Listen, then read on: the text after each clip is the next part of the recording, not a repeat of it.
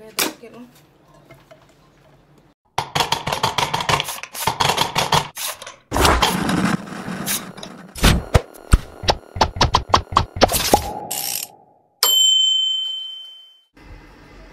So, meron tayong mangga, hinog na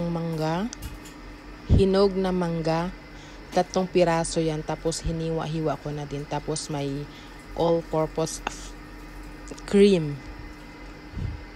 tapos may evaporada, and the last we have yung condensada. Take note ha, hindi yan sponsor lahat, binili ko yan. Sa sobrang init ng panahon, heto, ako ano-ano na lang iniisip na gagawin pampalamig ng utak at ng tiyan. So, ito na yung mga gagamitin natin paggawa ng mango tapioca. So, ito pala yung tapioca pearl, nilaga ko lang yan. Tapos, nung luto na siya, tinapon ko yung tubig na mainit, tapos naglagay ako sa tubig na malamig. So ngayon, ihahalo na natin lahat. And these are the process on how to do a mango tapioca. Very easy, basic.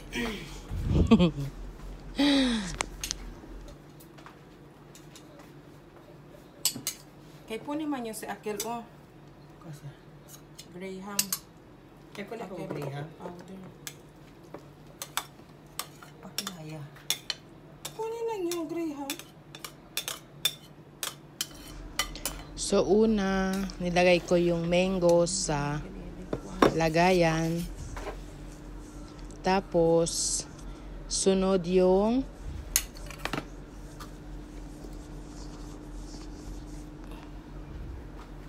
sobrang vitamin kasi. So, yan ang mango. 3 piraso po yan. Manggang hinog. Okay, sir. Siyempre, matamis. Tapos,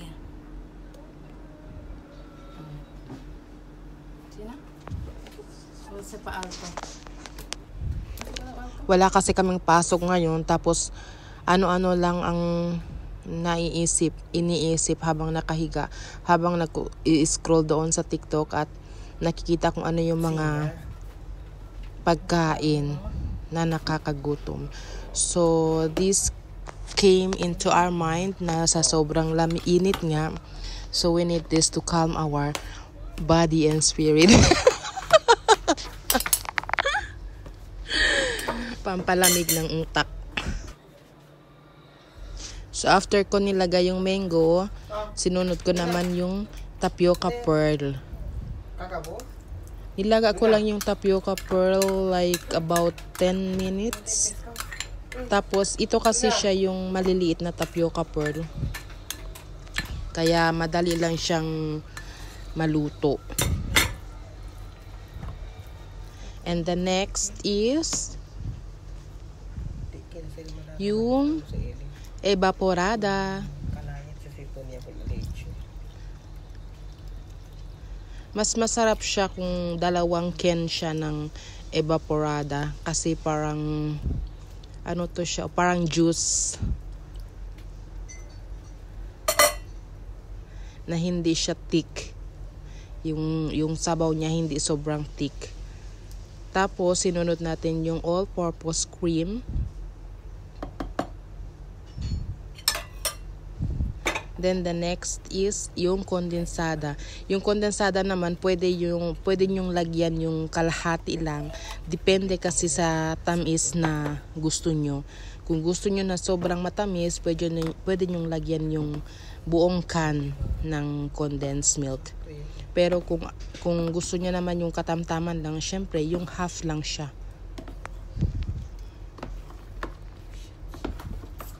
Tapos haluin lang to mix all together.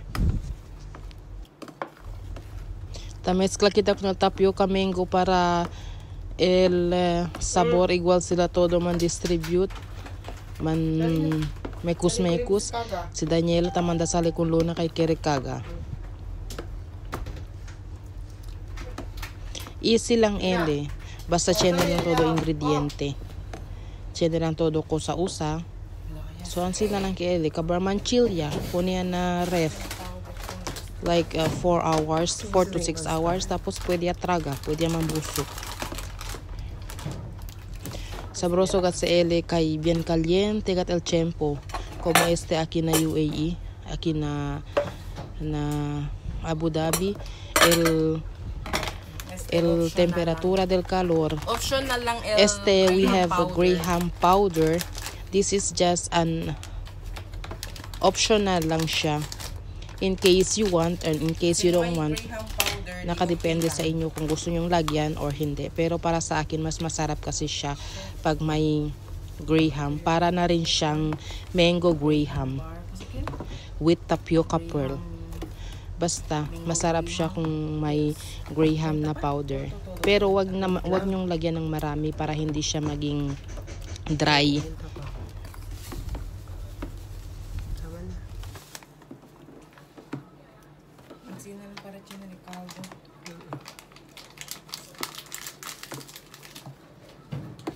Kung may nata de coco kayo or di kaya yung may gelatin kayo, pwede nyo rin yung i-mix.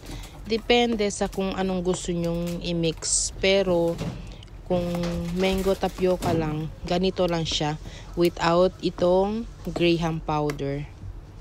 So, ito kumukuha na si Daniela para ipo-frozen, i-chill niya sa freezer para madali daw maging malamig kasi gusto na talaga niyang kumain. So, transfer lang natin yung lagayan para kasya siya sa loob ng freezer, ng refrigerator.